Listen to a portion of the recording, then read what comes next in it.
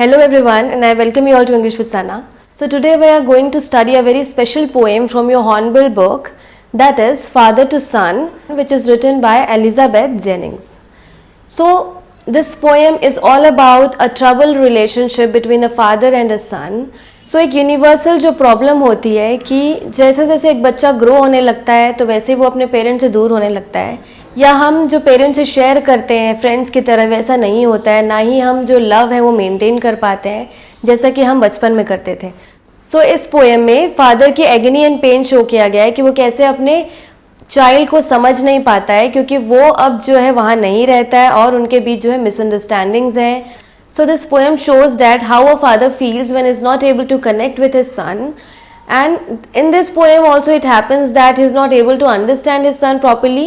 Even his son is also feeling the same, and in this poem both father and son are trying to settle the things but they are not able to come to terms or compromise the thing. That's why there is still a misunderstanding and a distance between father and son which should not happen.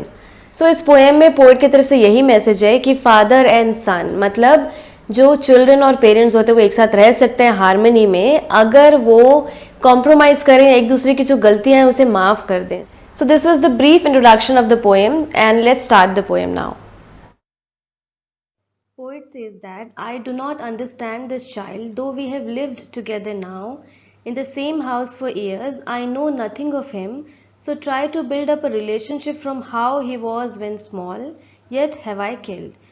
So in line से poet जो है अपने सन का और अपना जो है relationship जो है वो बताने की कोशिश कर रहे हैं कि कैसे जो है उनमें दूरियां आ चुकी हैं, उनमें डिस्टेंस आ चुका है क्योंकि अब जो चाइल्ड कैसा है वो ग्रोन अप हो चुका है एंड वो कहीं बाहर चला गया है जॉब के सिलसिले में और अपने घर में नहीं रहता, तो इसीलिए फादर से भी उसका कांटेक्ट नहीं रहता. उन दोनों के बीच हमेशा मिसअंडरस्टैंडिंग्स रहती हैं और वो ये बोल रहे हैं कि मैं अपने चाइल्ड को समझ नहीं पाया हूँ, जबकि हम इतने दिनों से इतने सालों से उस घर में एक साथ रह रहे थे तो भी मैं अपने सन को समझ नहीं पाया हूँ और मैं उसके बारे में कुछ नहीं जानता. I know nothing of him. So इसलिए वो बोल रहे हैं कि मैं अपने चाइल्ड के साथ वैसा ही रिलेशनशिप बिल्ड करना चाहता हूँ जैसा कि जब वो बच्चा था, क्योंकि जब वो बच्चा था तो वो फादर उनसे अच्छे से बिहेव करते थे या उनके साथ टाइम स्पेंड करते थे और उनका रिलेशनशिप अच्छा था. पर वो जैसे ही ग्रो करने लगा उसका सन, तो है सन और जो फादर है उसमें जो है वो डिस्टेंस आने लगा, उनके बीच दूरी आने लगी, जिसके कारण वो उसे अब ऐसा लग रहा है उन्हें कि इतने दिनों साथ रहने के बावजूद भी वो अपने सन को अच्छी तरीके से समझ नहीं पाए.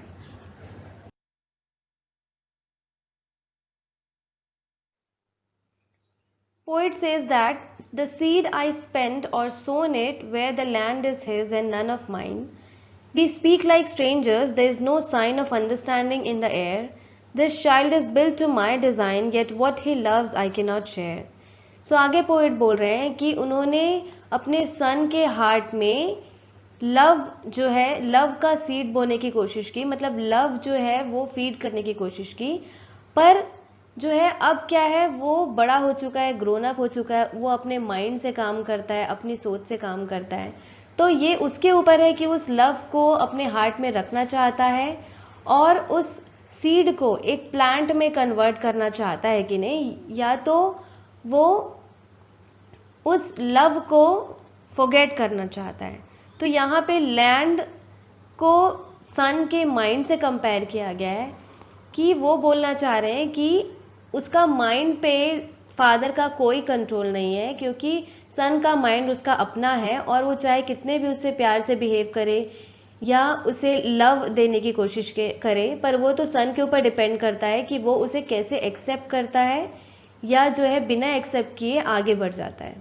तो वही वो बोल रहे हैं कि हम स्ट्रेंजर्स की तरह बात करते हैं, हम वैसे तो हमारे बीच का रिलेशनशिप कैसा है इन दोनों के बीच का, फादर एंड सन का, फिर भी ऐसा लगता है कि वो दूसरे को कभी जानते ही नहीं थे एंड वहाँ पे कोई साइन नहीं अंडरस्टैंडिंग का, वो एक दूसरे को समझ नहीं पाते हैं, उनमें जो है एक दूसरे को समझने की जो कैपेसिटी होती है वो चली गई है और वो एक दूसरे से बिल्कुल ही अलग हो चुके हैं.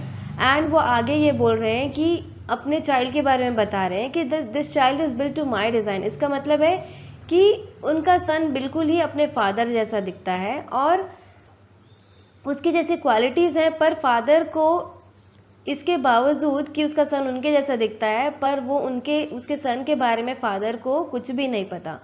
सन को क्या पसंद है, क्या उसकी लाइक्स हैं, क्या डिसलाइक्स हैं, उसे कुछ भी नहीं पता। क्यों नहीं पता? क्योंकि उन दोनों के बीच जो है बहुत ही डिस्टेंस आ चुका है, क्योंकि वो बड़े होते होते उनके बीच जो है बात नहीं होती या उनमें जो है कनेक्शन नहीं है। इसके वजह से वो उसके लाइक्स एंड डिसलाइक्स को समझ नहीं पा रहे हैं।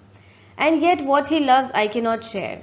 इसलिए वो बोल रहे हैं कि उसे क्या पसंद है वो मैं बता ही नहीं सकता, क्योंकि हम दोनों के बीच क्या है, मिसअंडरस्टैंडिंग है और जो है लव एंड अफेक्शन की कमी है।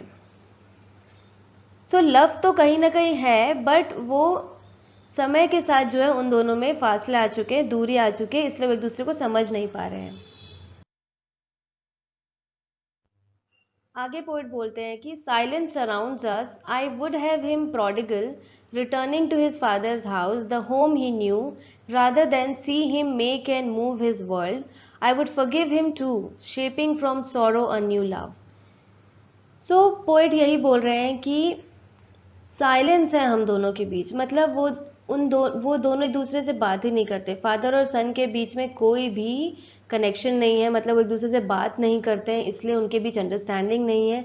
और वो बोल रहे हैं कि मैं उसे माफ कर दूंगा अगर वो फिर से अपने फादर के घर वापस आ जाए। मतलब वो बोल रहे हैं कि मेरे घर वो वापस आ जाए तो मैं उसे माफ कर दूंगा। और यहाँ प्रोडिगल का मतलब होता है कि जो बहुत ज्यादा खर्च करता है, जिसे बोलते हैं स्पेंड थ्रिफ्ट। सो ये सन जो है वो बचपन से ही कैसा रहा है, प्रोडिगल सन रहा है, मतलब खर्च करने वाला। तो वही बोल रहे हैं कि इतना खर्च करने वाला अगर वो है तो मैं उसे भी माफ कर दूंगा, और अगर वो घर आ जाता है तो मैं उसे अपने घर में एक्सेप्ट कर लूंगा और उसे माफ कर दूंगा उसकी सारी गलतियां। एंड वो नहीं चाहते, वो चाहते हैं कि वो घर वापस आ जाए और वो पूरे वर्ल्ड में घूमे मत। मतलब वो कॉम्प्रोमाइज कर रहे हैं एक तरीके से देखा जाए तो, क्योंकि वो जॉब के लिए, अपने करियर के लिए बाहर है, पर वो चाहते हैं कि वो पूरे वर्ल्ड में ना घूमे, इधर उधर जो है मूव ना करें, और वो जो है अपने घर वापस आ जाए, फादर के साथ रहें। तो वो ऐसा उनकी उनकी सोच है, वो ऐसा सोच रहे हैं। तो वही वो बोल रहे हैं कि मैं जितने भी जो दुख है, सॉरोज है, उनको मैं लव में कन्वर्ट कर दूंगा और उसे माफ कर दूंगा अगर वो एक बार उसके घर वापस आ जाता है तो। Poet further says that father and son, we both must live on the same globe and the same land. He speaks, I cannot understand myself why anger grows from grief. We each put out an empty hand longing for something to forgive. सो यहाँ पे अब जो है finally जो है सन जो है अपनी फीलिंग्स बता रहे हैं, और वो ये बता रहे हैं कि वो उनके फादर जैसा सोचते हैं, जैसा दुख उनके फादर को वैसा सन को भी है कि इन दोनों के बीच जो है डिस्टेंस आ चुका है। अब जो है वो प्यार जो है धीरे धीरे खत्म हो रहा है। सो वही वो बोल रहे हैं कि फादर एंड सन, हम दोनों को जो है एक साथ एक ही ग्लोब पे रहना चाहिए, एक ही लैंड पे रहना चाहिए, कि घर में प्यार से रहना चाहिए, लव एंड अफेक्शन के साथ रहना चाहिए, पर हम नहीं रह रहे हैं।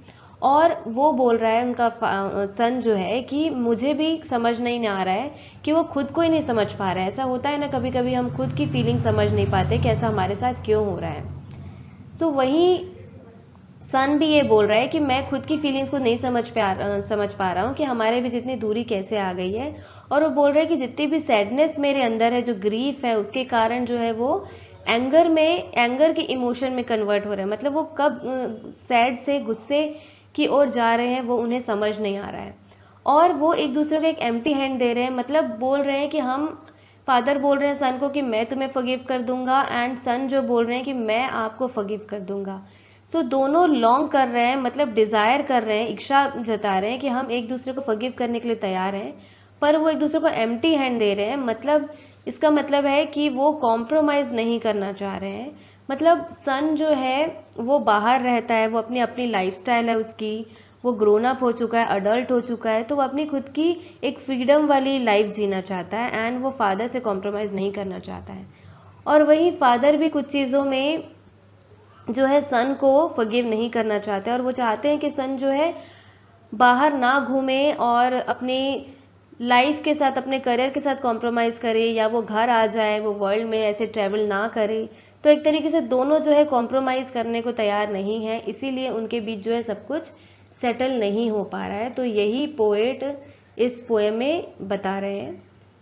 तो ये एक जनरल जो है स्टोरी है सारे फैमिलीज की कि फादर एंड सन या बेसिकली पेरेंट्स में कैसे दूरी आ जाती है जब बड़े होते जाते हैं और उनसे कनेक्शन टूटता जाता है, उनसे हम बातें शेयर नहीं करते हैं।